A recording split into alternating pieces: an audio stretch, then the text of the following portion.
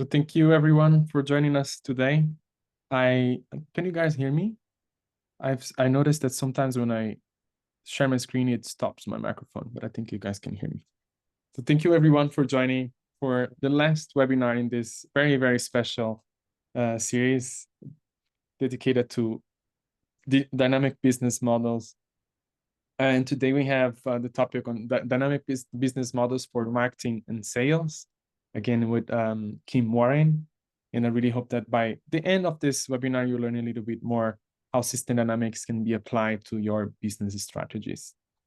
I just want to take a brief moment to thank all our society sponsors. It's only through their help that we are continuing able to spread the word about system dynamics worldwide. And if you would like to sponsor the society or learn more about sponsorship, you can email me at office@systemdynamics.org. And today we have an agenda of 45 minutes presentation, and I think we're going to take a little bit more today. We go over a few minutes over the hour, so if you can stay until the end, that would be lovely. I want to introduce you to Kim, if you don't know him yet, or this is the first webinar you're joining. And he's an experienced business professional and academic. He spent over a decade in senior roles, honing his expertise in business strategy. He taught at the London Business School for about 20 years, focusing on system dynamics. He has authored important books in the field of system dynamics and won the J.W. Forrest Award, which is the most important award in the system dynamics field. And he was the president of the System Dynamics Society back in 2013. And he has developed a range of learning materials and courses to disseminate the strategy dynamics method. If you're here today, if you're joining here today to get a code to earn a certificate for this whole series, again, you can take note of this code and request your certificate to get the certificate. You need to attend at least 6. If you haven't attended the other ones, you can watch the recordings to get these codes and request your certificate. Next week, I'll be sending more information about how to request it.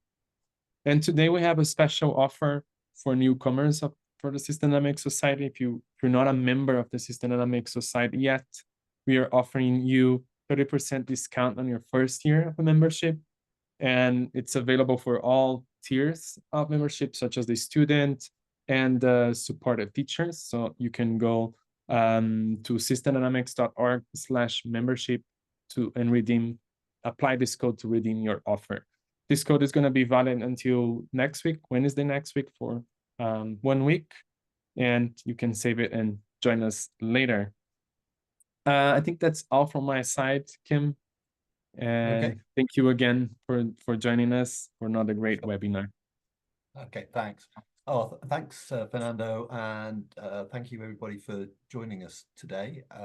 It's been a delight giving these seminars through the society, and great to see so many people sparing the time to show up and have a listen to what I've got to say, which is always reassuring, which is nice. Okay, so let me share the screen and see if that's all right. Can everyone see that and hear me? Yes. Excellent. Good. Okay. Right. So this is, as Fernando says, this is the last in the current series of these webinars, although we were just talking about maybe rounding the series off with another webinar where we actually a short class to actually build a business model. So that might be coming. So watch this space. That may happen if we can get our act together, or if I can anyway. So who's this seminar for? Those who've been watching these webinars before will recognize that they are aimed at 2 audience levels, if you like, for leader people who are vice presidents of marketing or sales, or CEOs, or kind of chief product officers, or whatever. They're not going to build models, right? They have people who do that for them. But they would find it useful to know how dynamic models can help plan and manage marketing and sales strategies and initiatives. I'll say a little bit more about what those are in just a moment. And then for those people who do actually help them, you know, the analysts, the marketing analysts in the marketing function, or external consultants who are trying to help their clients with marketing strategies and initiatives. Accountants in the business, increasingly accountants are expected to do rather more than just count the dollars. They're supposed to know how the business actually works, and how marketing and sales works is an important part of that. So for people who are actually typically, these are folk who will typically be building spreadsheet models till they come out their ears. And there's value for them as well, because they'll see what these models can do and help them support those leaders' needs. Again, this is an exhibit I've used before, but it just brings out the fact that strategy is a lot more than just doing the annual business plan. We've got functional strategies and plans. We do big initiatives, new market entry and product launches, acquisitions. We may start new ventures within a business. I was talking to somebody the other day who does quite a lot of that with a business that she works for. Or independent new ventures just started by entrepreneurs. And then there'll be individual issues within our function. In this case, we're looking at individual issues within marketing and sales, like, you know, why are we losing customers and how do we get customers on board, that kind of thing. So all across that entire landscape, we need dynamic models that tell us how the real world is behaving and how we can make it behave more like we want it to. That's basically what we're trying to achieve here. So here's the agenda. I'm going to start with the basic principle about how customers drive sales and how those customers are won and lost, and then go on to talk about the 3 standard customer behaviors. Why do they start buying from us? Why do they keep buying from us and not leave? And then while they're buying from us, why do they buy more than they would otherwise have bought? Right? Those are the 3 behaviors that we want to have customers do. And that I'll explain something about how we model customers' needs or the benefits of the products or services, or the values that customers ascribe to a business or a product or service that they're buying. I'll then go on and talk a little bit about price elasticity. I've put this into models I've done in the past for clients, but I never thought that actually what I ought to do is formalize this and explain exactly how I do that and why it works and why it's better than the way economists think about price elasticity. I hope you'll agree with me when I've laid out the case. I'll then go a little bit more into the customers being one part of the story, and explain about the customer pipeline and how marketing drives that, and the things you have to think about and balance, and the costs and benefits of the marketing activities that pull customers into being active customers in our business. I'll then explain that there are some there's just a couple of topics here that I will only touch on briefly, but you need to be aware of. One of those is that durable products, things that we only buy once or very rarely, behave a little differently than consumable products. So, you know, buying a swimming pool is a different kind of thing than buying baked beans, right? And the way that the marketing and the customer numbers and the sales derive from the business structure is a little bit different. And I'll also talk about the issue that in some cases you have to do your marketing through intermediaries. So if I'm selling baked beans, the people who buy the baked beans are the consumers, but I actually sell to retail stores, right? So I've got to deal with both of those, if you like, customer groups, but only the retailers are actually my direct customers, although I still have to deal with the end consumers. And I'll just mention a couple of topics at the end and point you to some resources for those. So let's kick off with that thing on customers driving sales. The basic thing we're trying to do here is we want to grow customers and sales, but we want to do that profitably. That's basically where we're at. There are some variations on that, though, even though that simple principle, and that is that in some cases, it's not customers that directly generate our revenue. If you're running a social media business, then your subscribers may very well be free. You don't make any money off them at all, but you make the money because of their activity generates click-throughs to advertisers. So it's the advertisers who actually pay you revenue. So that's a quite different principle than the idea that customers drive sales. And the second variation on this is it's a very niche case. But in true commodity markets where, I don't know, I'm a farmer and I harvest some wheat and I send it off to market, I've no idea who the customer is. I've no idea who's bought it. It just goes into the market, someone buys it, and off it goes.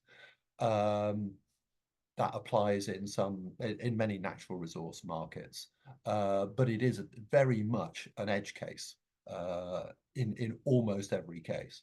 We know who's buying our products and need to think about how to win them and retain them.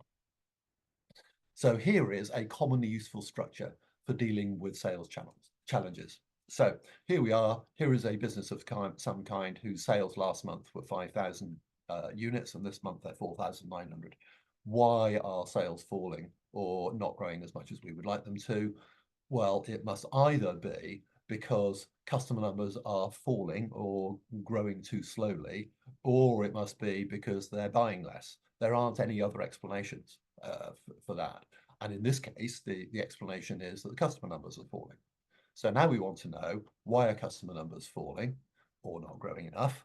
And there are two possible explanations for that. Either because the customer win rate is too slow, or because customers are being lost too fast. So in this case, we're winning them at the rate of 10 per month, but we're losing them at the rate of 20 per month.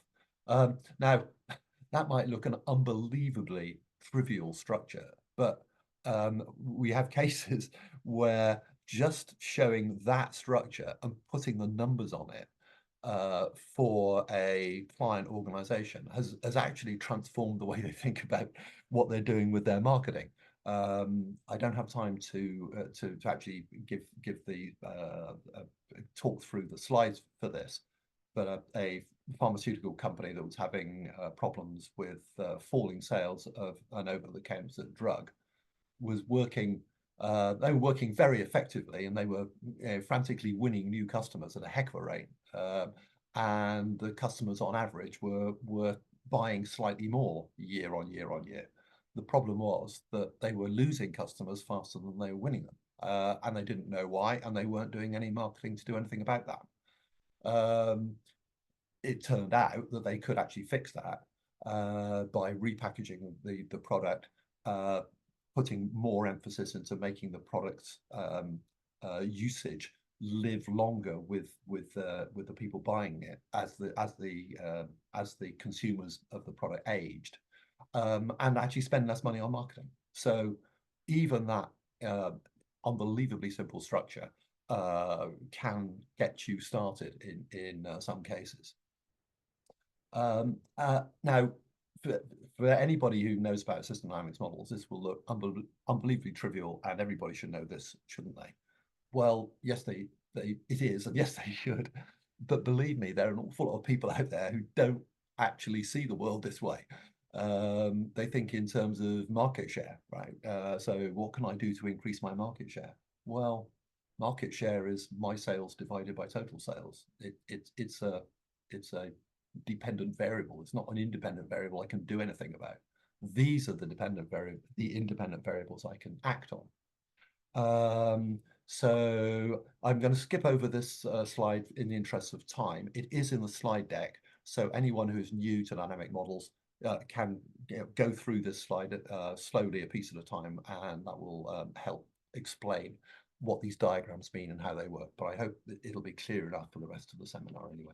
Let me whiz through that. So here is a working model of what I just explained, and it deals with how many customers we've got and what sales we're making from a product over a period of time when the three things that I talked about are changing. And in the blue case, the rate at which we're winning new customers is falling.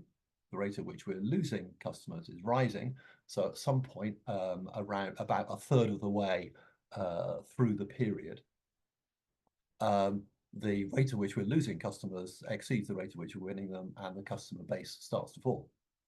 Now, that gives us information on how many customers we've got on average each period, and that multiplied by how much they sell on average gives us our total sales.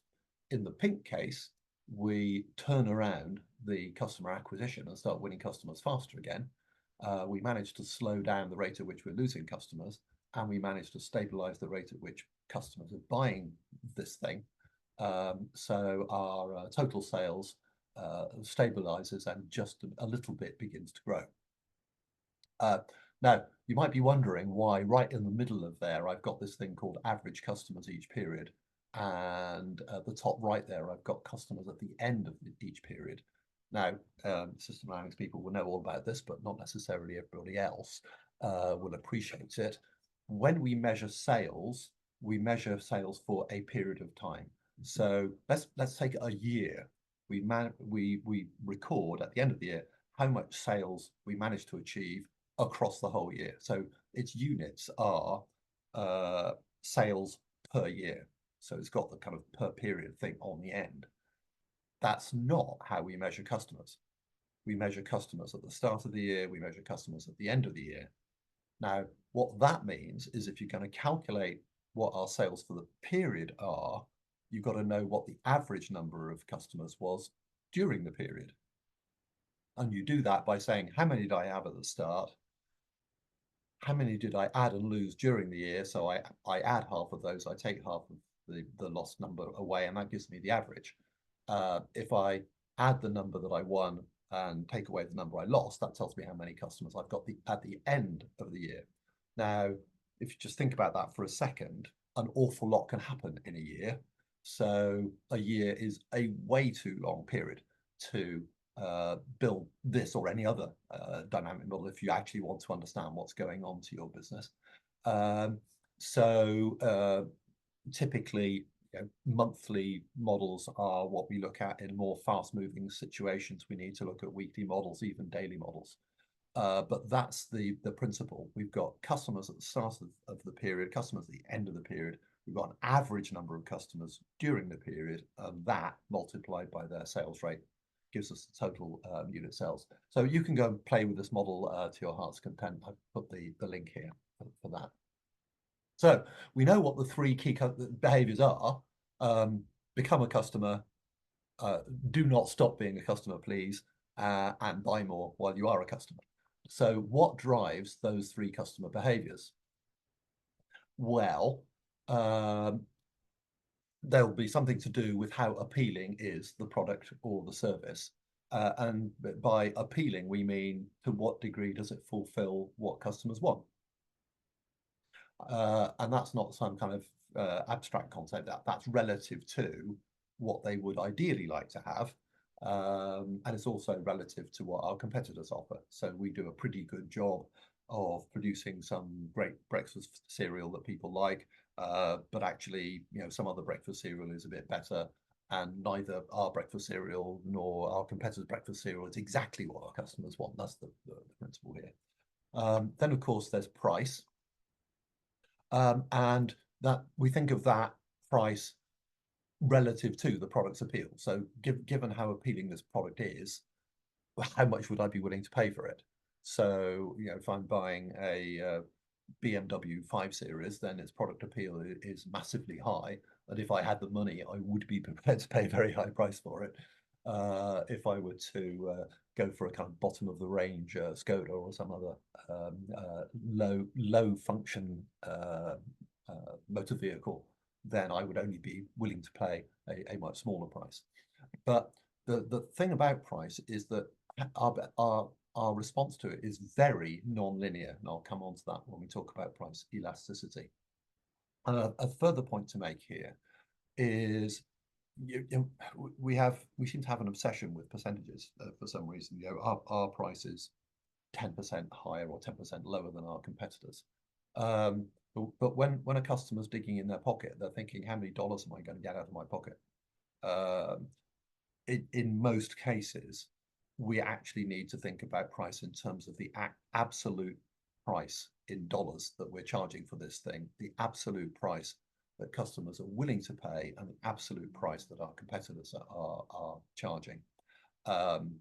If you're interested in the percents, by all means calculate them, but they're not going to tell you anything very useful, really, is the bottom line. Lastly, then there's the and the balance between those two things is what we call value for money. So if you think about the surveys we fill in, or the the reviews that you see online or in magazines, typically they will go through. Well, think about car magazines. They'll say, how is it for comfort? How is it for speed? How is it for cost of ownership, and so on. So they'll rate them out of 5 for that. And then the last thing will be, how do we rate it for value for money? So given all of those things about how appealing the product is, compared with the price, is this good value for money or not? And that, again, is a kind of 0 to 5 rating. Then the last issue is the marketing and sales and promotion activity that we do, whether that's TV advertising, point of sale promotion, online marketing, direct marketing, those pesky emails you keep on getting telling you that you should buy something.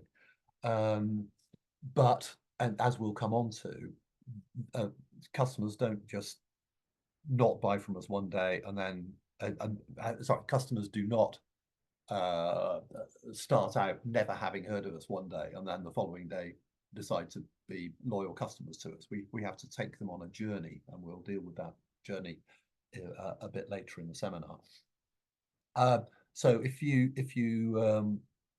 change the last term there from marketing and sales to promotion, you can see we've got 3 P's there. So if you just add the 4th P of position, which is where can customers get this thing, whether that's a physical place or somewhere online, that gives us the 4 P's of marketing. So we're not doing anything kind of weird or different from what marketing people already think about. What we're going to try and do is express those things in a form you can actually really do some serious analysis and work and decision making with. So there's the thing we had a few minutes ago, which is our stock of customers being won and lost, and buying at some rate, and total sales we get from that. So we need to think about how the product appeal, how the price, how the marketing and sales drives the rate at which we win customers. If we have a more appealing product and those potential customers believe us, then everything else being equal, we would expect potential customers to buy from us more quickly. Similarly, if it's more appealing, then customers who are already buying it are more likely to keep buying it and not be lost so fast. Equally, if we charge a higher price, then potential customers may be less willing to start buying, and if we charge a higher price, more of those customers who use it at the moment may stop buying it. And we have different marketing and sales things that we do to win customers in the first place, or to keep them if they're already there. And we have those 3 things also drive that 3rd behavior on the part of customers. So why have I bothered repeating the same 3 things against each of those 3 behaviors? Well, because in every case I've worked on, there is a different balance of those factors driving each behavior. So to take a very simple example, among the issues that tell you how appealing you find a product to be might be the quality of service that you get for the product. So you bought some product, I don't know, a car or some piece of technology from Amazon or whatever, and something goes wrong, or you need some support, and you call up and the support is lousy. Well, you as a customer now know that the support is lousy. So that will affect the rate at which you decide, well, shall I stop buying this? Shall I stop using this product? Next time I want to replace my car, I won't buy a whatever it is, because the service is so lousy. People who are not currently customers of that product don't know anything about that. All they know is what they're told about it.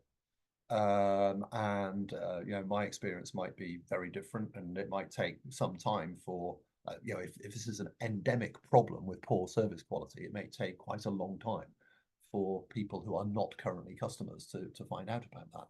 So um, uh, similarly, you know, you might, as a new customer, you may say, well, this is a bit expensive, but actually, I mean, I'm sure it will be worth it. We've probably done this with things like TV streaming services, haven't we? We thought, oh yeah, $25 a month isn't that much. You know, I'll subscribe, and then you keep subscribing for a while, and then, you know, 6 months later, you think, you know, do I really want to spend $25 a month on this? Yeah, there maybe there's this other streaming service which is only $20. So the people who are thinking about becoming your customers think about those three things and react to those three things differently than people who are already your customers. And likewise, they take a different view of those things when they're considering how often and how much to buy. So we need a different balance of those factors driving each behavior. Let me just illustrate this with an example I've worked up in some detail. I've got a full working model of this case. It's a company called Beyond Meat, which you may have heard of, and their founders were very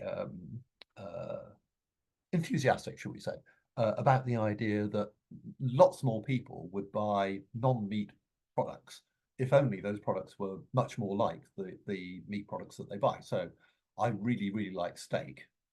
Why won't I eat vegetarian alternatives? Because they're not very much like steak. Right? So who are they trying to appeal to? They're trying to appeal to potential new vegetarians, thinking people who are, whether for ethical or climate change reasons or whatever, are thinking, you know, I really ought to consider becoming a vegetarian. What are they serving them with? Well, non-meat alternatives to standard meat products. We're not talking about, you know, generic vegetarian foods here. We're talking about things that really look and feel and cook like and smell like and taste like the meat products that they're intended to replace. So this is where those benefits or customer needs or values get rated. So what are the things that these target customers might feel are important? Well, we already decided that being very like meat is a thing that's important to them. They might even be prepared not to pay to pay a little premium for this. They don't want the thing to be difficult to cook. They would like a reasonable range of products. You know, sometimes I like burgers rather than steak. Sometimes I like to cook spaghetti bolognese with mince or whatever. They'd like it to be available, right? I don't want to have to drive 20 miles to the store to get this thing. And a last factor for them is, do other people like me buy this? This is a thing that quite often comes up in consumer product cases. People do like to be seen to be buying or users or consuming things that other people like themselves are buying or using. So what do we do with this? Well, we ask our target customer segment how important to them is each of those values. I put it on a 0 to 10 scale. In order to turn it into a working model, you basically need to rate these things on a 0 to 1 scale. Obviously, 0 to 5 Likert scales are more common.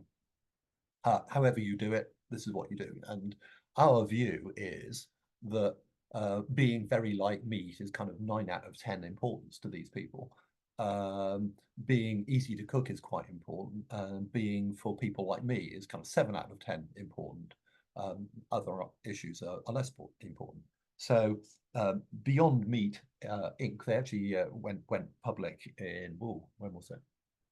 Was it 2017, I think, or maybe a bit later than that. Anyway, they are a publicly quoted company now, and they chuck huge amounts of R&D into making very meat-like products, not especially low price, relatively easy to cook, with an okay range and availability, and seen for people like me. And all of their advertising kind of says those two things. It says, this is very like meat, and other people like you buy this thing. So if they did their consumer research today and said, okay, what do you think about these products compared with what you would want from these products, they would claim to have a really very good fit. Now, what do we do with that? Well, how well those ratings fit with what consumers need drives in a different balance each of those three behaviors, and that's what we actually put into the model. We've done this with consumer drinks brands. We've done it with services. It's a standard structure. It's pretty reliable. You've just got to be very, very careful about what you put on that survey on the left-hand side. And I'll say a bit more about, I'll illustrate why that's important in just a moment.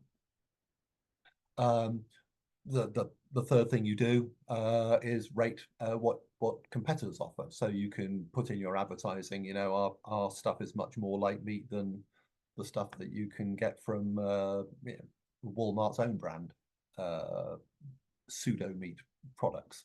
So the main competitors here are going to be supermarkets' own brands and some other existing consumer product producers. So they would carry out a survey and they say, oh yeah, we're much better than they are in terms of it being very like meat.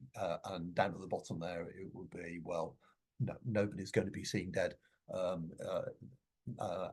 cooking on their barbecue for their friends, something that's a supermarket home brand. They definitely want to be seen cooking the best thing here, which is the Beyond Meat product. So that little text at the top I've revealed there kind of summarizes what Beyond Meat believes about their product. Now, what does that do for us? Well, it does those three things. It helps us win consumers, it helps us keep consumers, and it raises the frequency with which those consumers buy the thing. And all of that means that we can now go to the big retailers like McDonald's and Walmart and Tesco and people like that and say, hey, you know, the consumers really rate this thing. Why don't you stock it so that they can actually buy it? Unfortunately, that hasn't gone too well. McDonald's did a big trial of Beyond Meat products and decided it didn't work too well. So the Beyond Meat company failed then to drive the strong sales growth that they needed at good prices. Now, what this means is that we've got to think about something else, which is where do those consumers come from, right? That they must be out there in the big wide world somewhere, and Beyond Meat's view is that there is a big tank out there full of millions of potential consumers who would buy non-meat food products if only they were exactly like meat. And if that were the case, then they would be able to follow the green line, which is, you know, pump those people out of the potential consumers box on the left and into the active Beyond Meat consumers box on the right. Unfortunately, it turns out that being exactly like meat is not a product characteristic that is important enough to enough consumers to make this system work. So if you walk into a supermarket, you know, millions and millions of people are pulling non-meat food products off the shelves all the time without asking themselves, is this exactly like meat or not? Do I care? No, I don't think I do. Is it nice in its own terms? Yes, it is. Then I'll buy it, right? What that means is that we can never win consumers fast enough, which means that we can never grow the sales I do apologize. That chart is wrong. That chart on the bottom right there is wrong. I will fix it. What it should show is a rising rate of sales, peaking at a high rate in the green case, and a rising rate of sales peaking at a low rate in the purple case. I do apologize for that. I have to fix that. Now, what this means, if we take a general lesson from this, what it means is we've always got to estimate what the potential customer base for our product or service actually is, and ask ourselves if that could limit the customer win rate.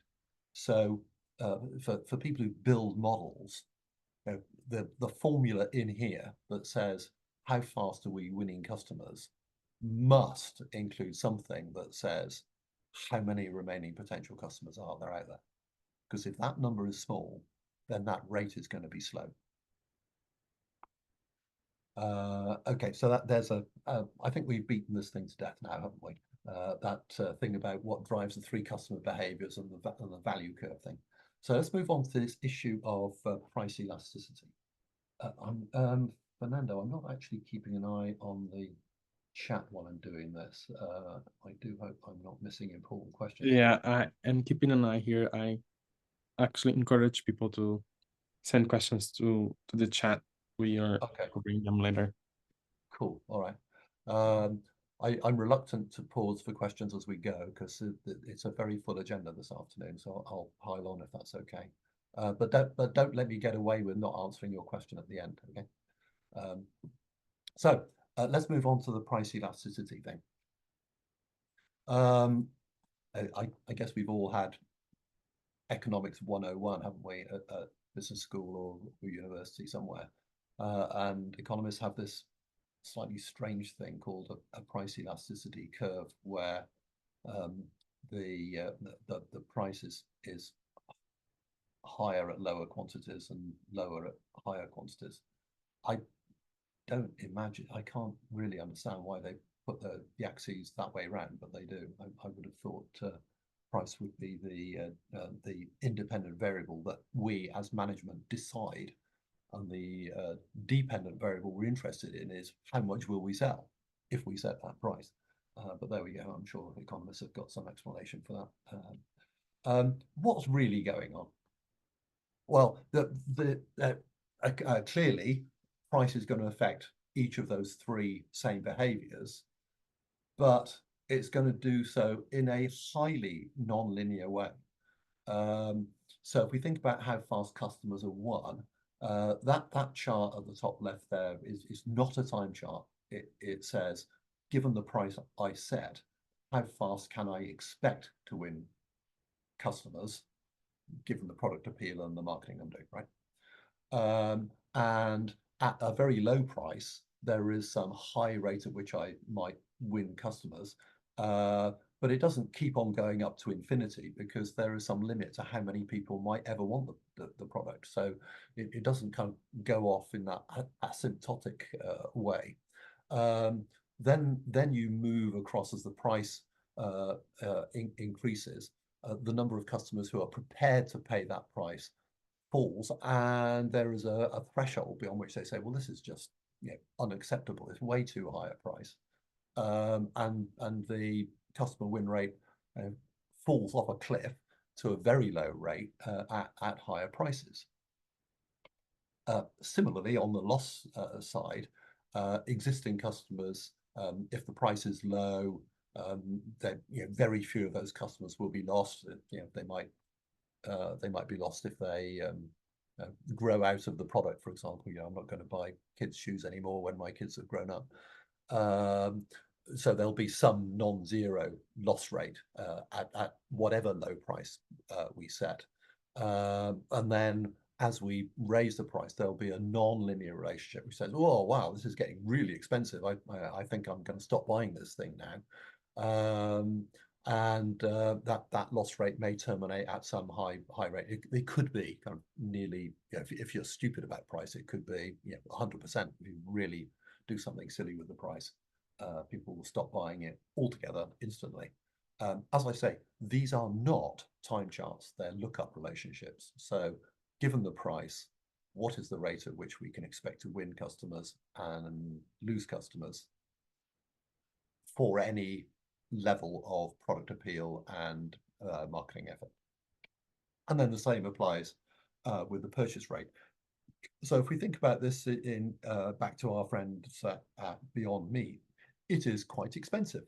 All right, it's someone's got to pay for all that costly R&D they had to do to make these products exactly like meat. So on the supermarket shelf, the product looks a bit more expensive than the supermarket own brand.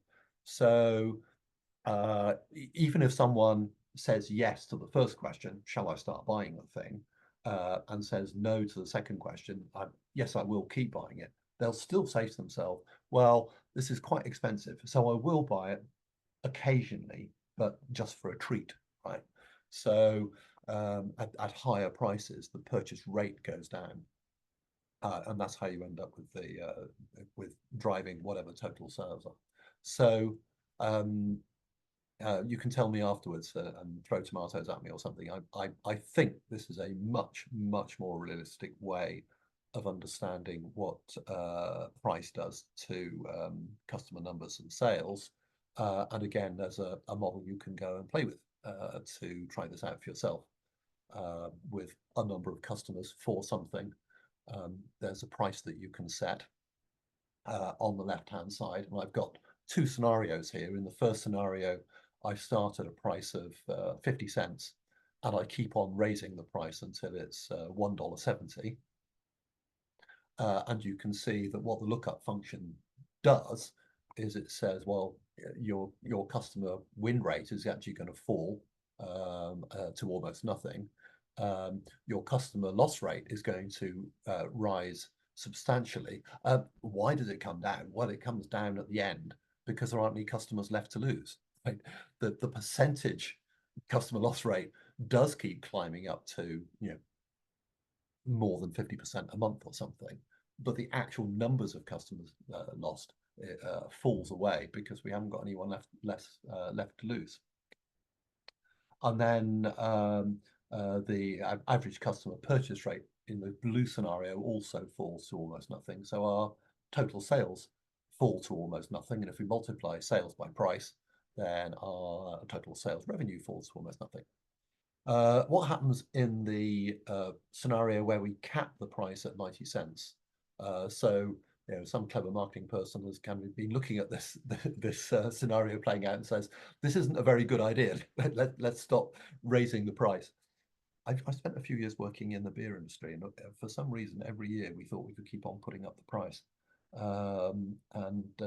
It always seemed to be the case that if we put the price up, yes, we'd lose a little bit. We never lost enough to make up for the loss margin for the price increase we pushed through. Us and all our competitors, by the way. That's why you might think that beer is more expensive than it really ought to be. Up at the left there, in the green scenario, the new customer win rate stops falling, so we continue to pile on and capture customers at a decent rate. On the right-hand side, our customer loss rate plateaus and doesn't rise anymore. Notice that the scale on those two charts is not the same, by the way. So I think we are in the green scenario, we end up losing customers just a little faster than we're winning them, but not by much. And the average customer purchase rate stops falling. So our total sales continue to fall very slowly, and our sales revenue continues to but in the blue case, the high price loses a bigger fraction of customers. And here's an interesting thing. We've stopped changing the price in the middle, in about a third of the way through the scenario. We stopped changing the price at 90 cents, but sales continued to change. And if I carried on this on forever, they would plateau at some rate. And I think that says we also know exactly how short run and long run price elasticity work. So we take a case, let's say there's a big jump. This is a situation we're all familiar with. Big increase in petrol prices. What do? Yeah, we all immediately cut back on how much driving we do, or we are a bit more light-footed on the accelerator, and therefore start buying a bit less fuel. If it goes on a while, though, when we come to replace our car, we think, oh, hang on, I think I think I'd better go for a car that's more fuel efficient. So in the short run, we see a step downward change in petrol sales by a small amount. And then over the coming 2, 3, 5 years, if petrol prices continue to be high, then the fleet of vehicles on the road gets replaced by more fuel efficient vehicles, and sales continue to fall at a slow rate. So we've got both short run and long run price elasticity in this model. And the marketing person in this case realized that there is a sweet spot for what price they should charge, and it's somewhere a bit less than 90 cents a unit. The customer pipeline. Customers do not, as I say, move from a state where they've never heard of you yesterday to start buying from you tomorrow. We have to take them through a journey. And the marketing fraternity know all about this. They have something called the AIDA model, which says that you have to move people through being aware of a product, being interested in it, being actually wanting it, and then acting on it and deciding to buy it. And they've moved on from there and they come up with something more sophisticated, the idea of a customer funnel, that you kind of pour customers in at the top by making them aware of it, and then they gradually filter down until finally at the bottom you've got people who have converted to being customers and are loyal to it. And if you're really good at it, they will advocate it and tell all their friends. And you'll get that word of mouth increasing the awareness. Problem is, if we're going to get rigorous about this, that funnel is it's just a bad analogy. It is not a good representation of how the world works. First of all, in a funnel, everything that goes in at the top comes out of the bottom. It may come out of the bottom quite slowly, but it comes out. Everything comes out of the bottom. There is no mechanism in a funnel for people to go back up from one state to another. There's no way to work out any numbers using the funnel analogy. And the funnel, there are many different versions you'll find about this, but almost all of them make this mistake, that they mix up the states that people are in and their movement between states. So they will nearly all have purchase somewhere down that funnel. Now purchase, the first purchase event is I'm moving from a state where I'm not a buyer of this product to a state where I am a buyer of a product. Now, in our language, that's a flow rate. Everything else in the funnel is a stock. So no matter what you do with this thing, you can't actually do any working out with it. You can't say how many dollars do I need to spend on this in order to get how many dollars of sales coming out of it. This is a more realistic structure, and again, there's a working model to go with this.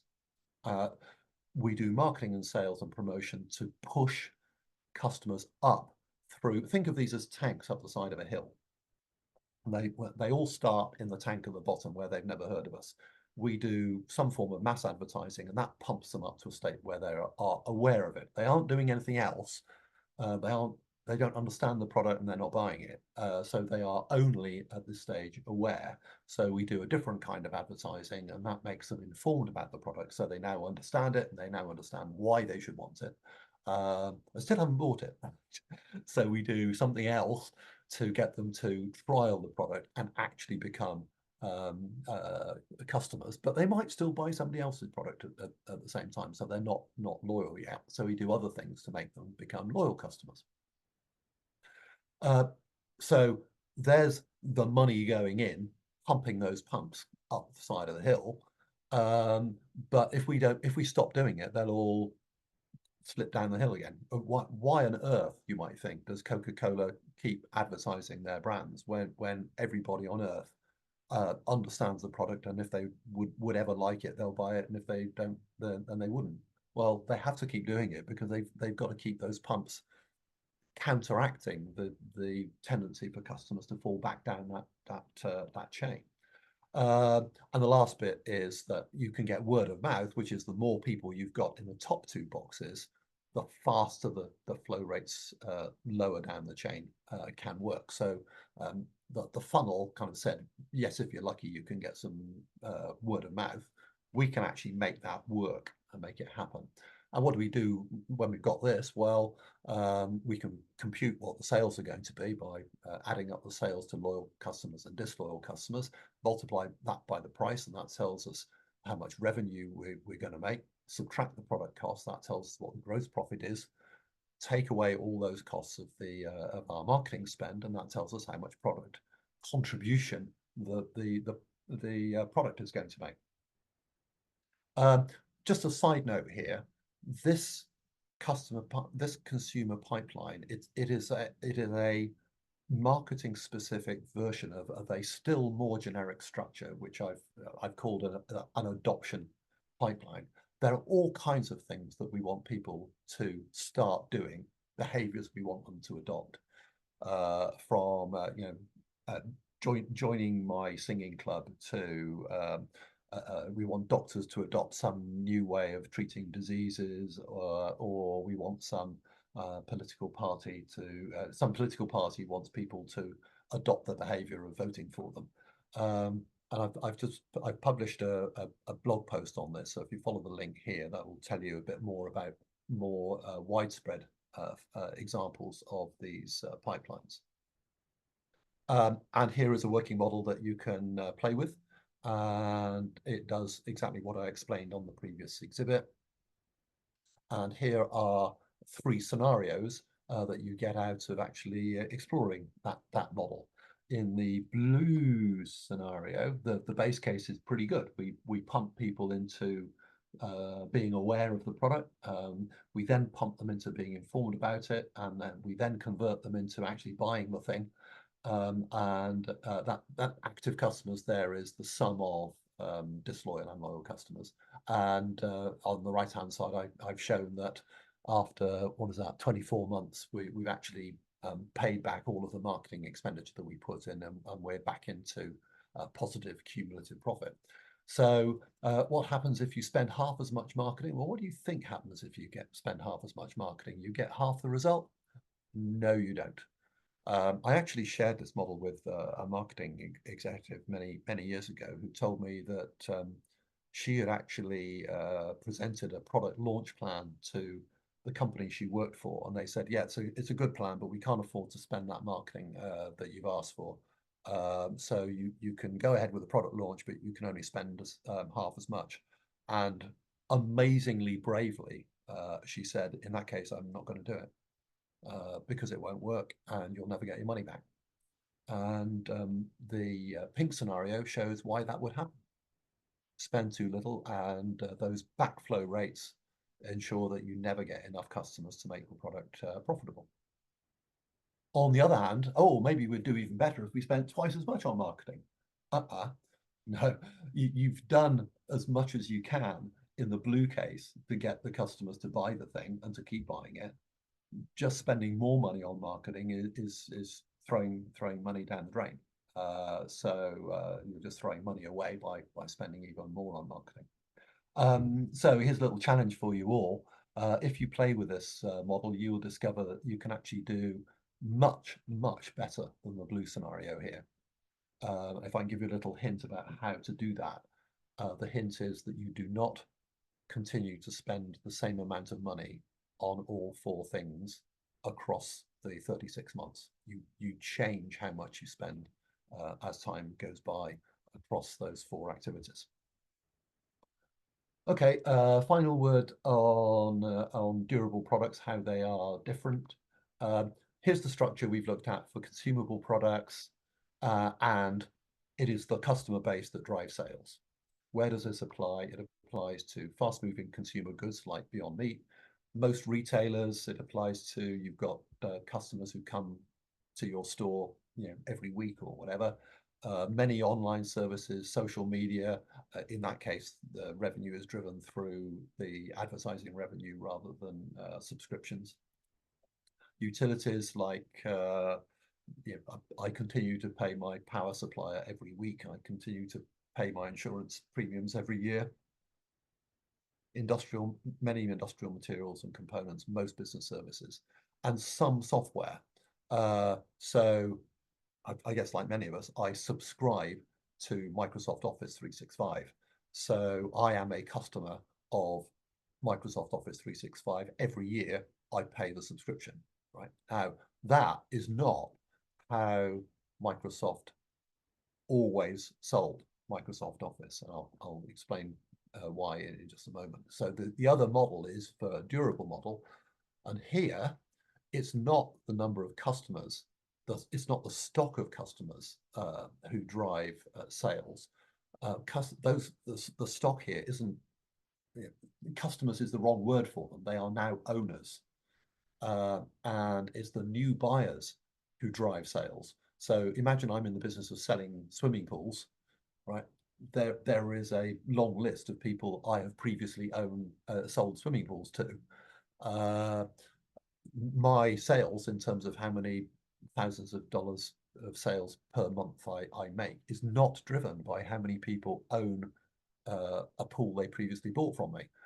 It's driven by how many new people I can persuade to buy a swimming pool from me each period. How does this apply? This applies for private vehicles, consumer durables like washing machines, one-off services like weddings. There aren't many customers of wedding services who pop back every 2 or 3 years saying, "I'd like another wedding, please." And there are a few maybe in some of the some sectors of society, but most of us don't do that. Many business-to-business project services. I need a new office built, please. I'm not going to do that every year for the next 10 years.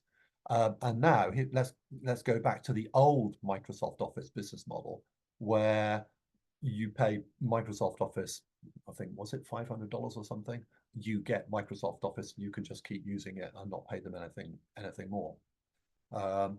Like many software suppliers, Microsoft tried to extract value from their owner base by getting them to sign up for service contracts. That didn't work. That's why they switched over to the model on the left. Industrial equipment works this way. If I'm building a factory and I need some pumps, I bought the pumps. I'm not going to keep on buying a new pump every 3 months. Okay, some products kind of fall halfway in between here. Semi-durables, things that wear out, or sometimes the owners just get bored and they want a new one. So there we get first-time sales and we get repeat sales, depending on the fraction of owners who repurchase each period. Total sales come from those two sources. And this applies where there is some loyalty.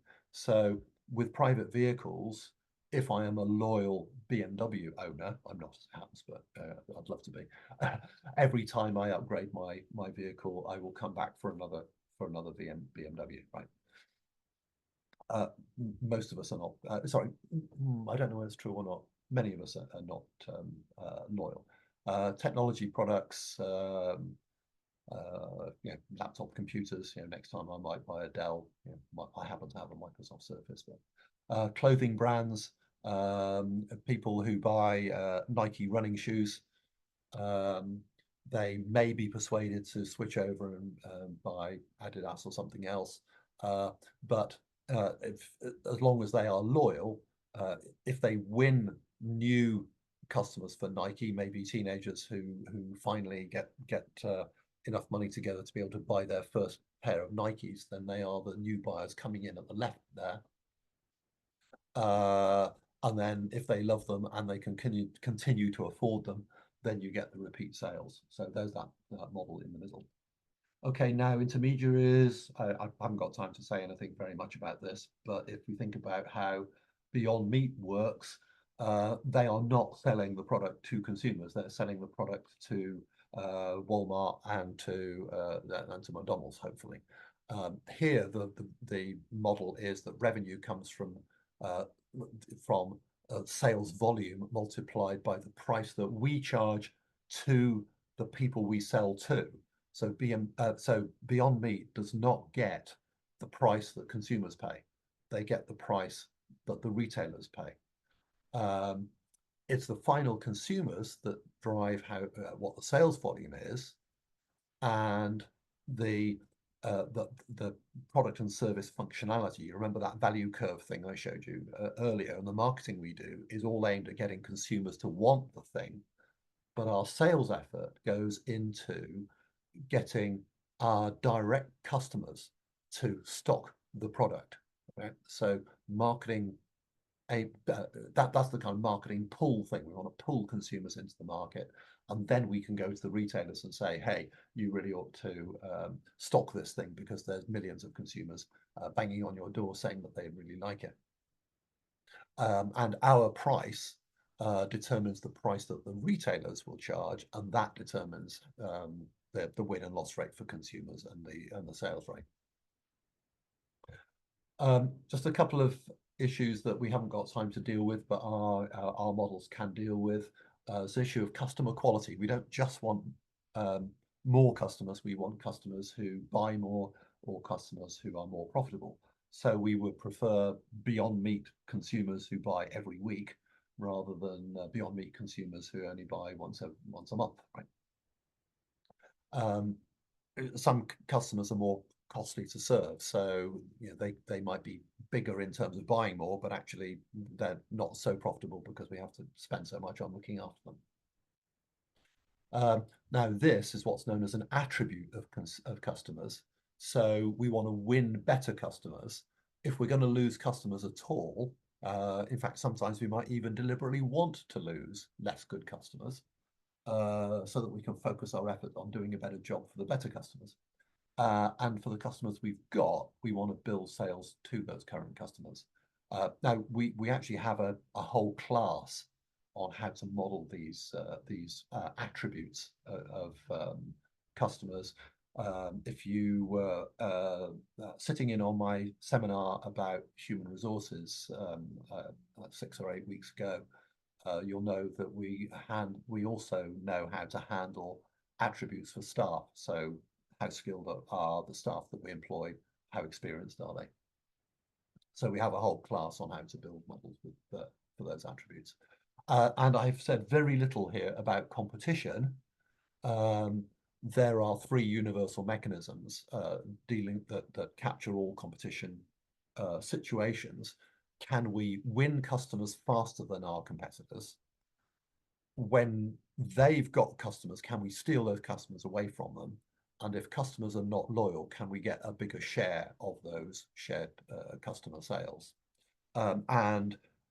This was actually seminar 3 in our series, I think. It's certainly an early one in the series. I've converted that seminar into a short course. So if you follow the link here, that's a short course which focuses specifically on how competition works. And there's a more substantial course on modeling competition. So there we go. Thank you for sticking with me through this gallop through the marketing and sales field.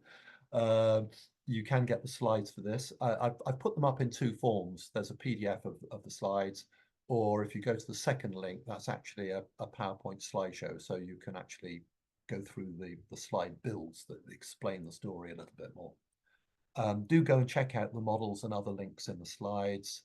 I hope to be ready today, but I wasn't. So coming soon, I'll be talking with Fernando about how we give you access to more courses on business modeling.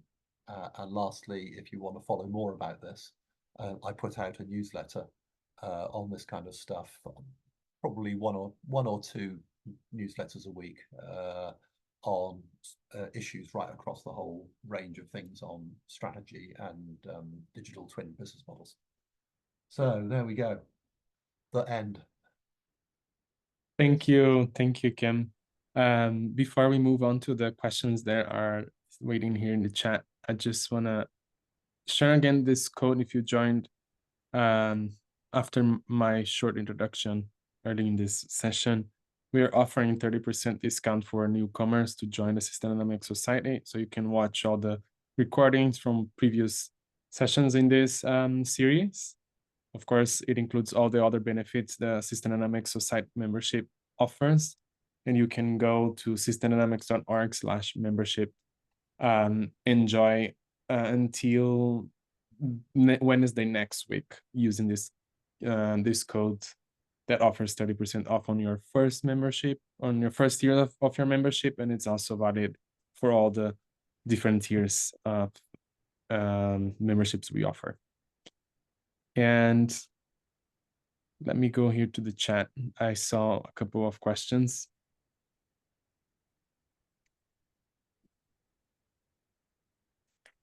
And let me just scroll.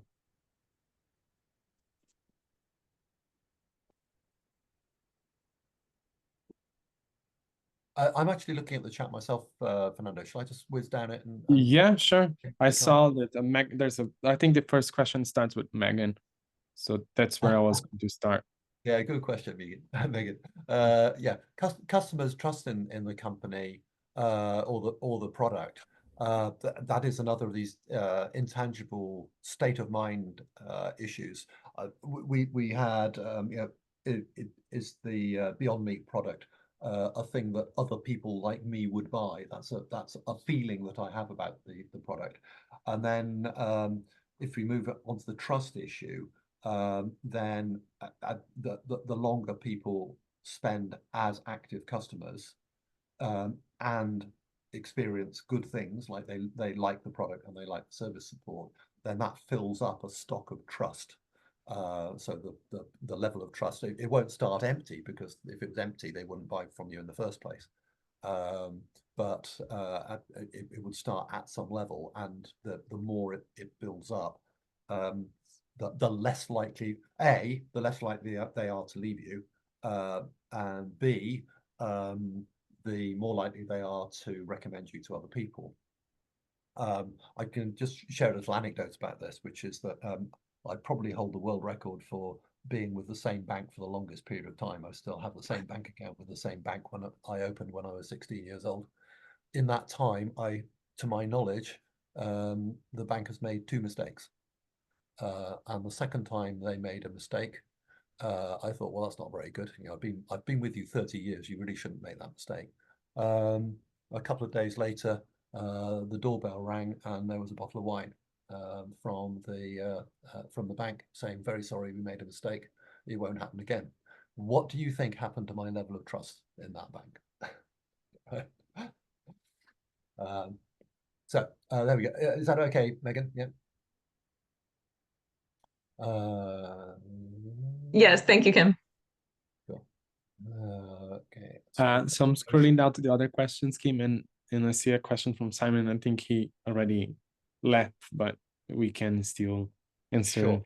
him. So Aside from promotions in retail, such as seasonality, price elasticity is developed in a vacuum. Price elasticity developed in a vacuum. I don't understand the question. Maybe I should ask Simon. Does anyone else understand the question? let me read it out loud, and then we try to figure it out. But he's not here anymore. So he says, aside from promotions in retail and subject to seasonality or other factors, price elasticity is developed in a vacuum. Have you found similar examples? I also don't really get the question. If anyone does get it, perhaps they could just can unmute yourself and tell us what you think the question is. Otherwise, we'll move on. Yeah, let's move on, and then if anyone thinks, I think if I understand the question, that he's saying that usually people just out from the blue put the elasticity value, not from real data. Okay. I think the way I explained price elasticity in that bit of the presentation, I think that dealt with it correctly. Of course, that price elasticity is also going on vis-a-vis the price that our competitors are charging for an equivalent product. So there'll be a price elasticity also affecting the rate at which customers are switching between us and our competitors. Maybe that's what he means. Yeah, yeah, we're not the only people setting price, and yeah, if all the players in the market reduce the price, then the purchase rate across the entire market will go up, which I think we're seeing happening with electric vehicles at the moment. I think Chinese manufacturers have really been pushing the price down, and that's forced other manufacturers to follow them down, and that is changing. You know, that is altering the purchase rate, and we're in a different place on that price elasticity curve. I think we dealt with the next question on durable products. Yeah, the purchase rate is not the the purchase rate drives the sales. Sorry, the first purchase rate, the rate at which people buy the thing for the first time, is the sales rate for a durable product. I think I explained that properly. So someone's asking, can they know how these demo models will be built? Well, the rough plan at the moment is that we'll round off the seminar series with a class where I will actually take you through building these models. So I'll take you through building a model, not lots of models. Yeah, I will definitely. Yeah, I'm pretty sure I will definitely do that. Yeah, we probably will do that, Kim. So let's move on to the Mark's question. Yeah, but from where you find the info for the relationship between price and customer lost or won? Is it theory or real rates? Oh yeah. Oh, that's easy. You do tests. The case I was involved in most significantly concerned a drinks product. You'll think I'm an alcoholic or something. I don't only work on alcoholic drink products, but it happened to concern a drink product that was sold. It was being sold in different regions around Spain, and the company was trying to figure out that they were trying to improve it. The product sales were falling, and they tried to figure out why that was. And among the things they tested was what happens if we reduce the price or increase the price. What does that do to the? So you carry out consumer research, a controlled trial. If you go back to the pharmaceutical over-the-counter product we were talking about, I can tell you what it was. It's a headache pill called Advil. They carried out trials on what happens if the pack price is 20% lower, what happens if the pack price is 20% higher relative to the price that we were previously charging, relative to the price of supermarket own brands. Yeah, you do trials. And the question when you do the customer research, the question you ask is, are you a customer of this product? And the second question you ask is, when did you last buy it? And the third question you ask is, when will you likely next buy it? And the answer to those three questions between them will tell you how many customers you actually have, how fast you're winning them, how fast you're losing them, and what the purchase rate is. So that's how you get that that information. I'm scrolling down the chat here, Kim, and there is a question from Jason. He says, thanks for sharing lots of marketing knowledge and insights. When we have more information about the connection/application between this knowledge and systems thinking, system dynamics. Okay. Those of you who know more about my background will know that I started out with system dynamics the same way pretty much everyone else did, which is with systems thinking approaches, trying to figure out what the feedback loops in the situation are. So in these cases, we're talking about how many customers do I have, what word of mouth will word of mouth contribute to the rate at which I get new customers, and I do a qualitative feedback diagram that shows that. What is going to limit the number of customers I have? Well, the falling number of potential customers. So I do a feedback loop that says the more customers I have, the fewer remaining potential customers I have, and that will slow down the the rate of new customers. So you can draw that out in a qualitative CLD kind of way. If I do the class where I actually show you how to build these models, I must remember to include this bit in it. I will make the case that you can get to a working model faster if you don't do that. Right. Controversial, I know, and people will throw things at me, but I've been doing this a long time, and I firmly believe it to be true. Sorry, any more? Did I answer his question fully? Yeah. Every model I've shared with you, there is a systems thinking diagrammatic equivalent to those, which I haven't got time to say more about today, but there is a direct parallel between them. Thank you, Kim. I have a question here from Luis. Actually, he said it only for myself, but I think it's worth repeating for everyone. He's asking how to redeem, how to use these codes to get your certificate. So you need to collect at least 6 of these codes out of the 9 that we have.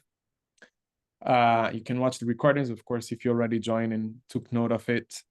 And I will create an interface where you can share these codes with me, so that I have a way of making sure that you at least watch the recordings, and then I'll generate the certificate for you. So that information I will send via email for everyone who joined, not only this one, but all the previous seminars in this series. And that leaves us to the last question, I think. And thank you, Kim, and thank you everyone for joining. Unless there is any other questions, I think we can wrap up. Thank you, everybody, for joining us.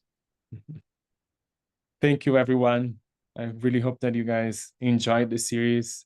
We're probably gonna hear from us, because me, as Kim said at the beginning, we already talked, and I think that having a class for everyone who wants to actually have a practical class for that, I think would be really, really great, Kim. So we will share information very soon about that too. Cool. It'll be fun as well. That's the other thing to say about it, as well as useful. Yeah. And sorry, I forgot to answer, Luis. The last part of your question was how much it costs. The certificate doesn't cost anything. Is if you're part of if you have a membership with the System Dynamics Society, that is included in our benefits. Presumably for non-members, if they pay for access to the recordings, they get it too for free.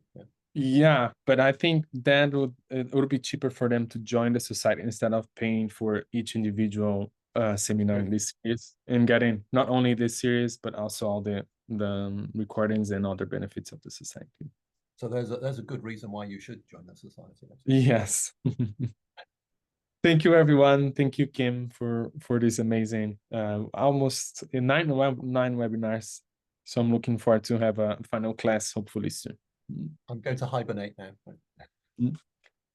Thank you, everyone. Have a good rest of the week. Bye-bye.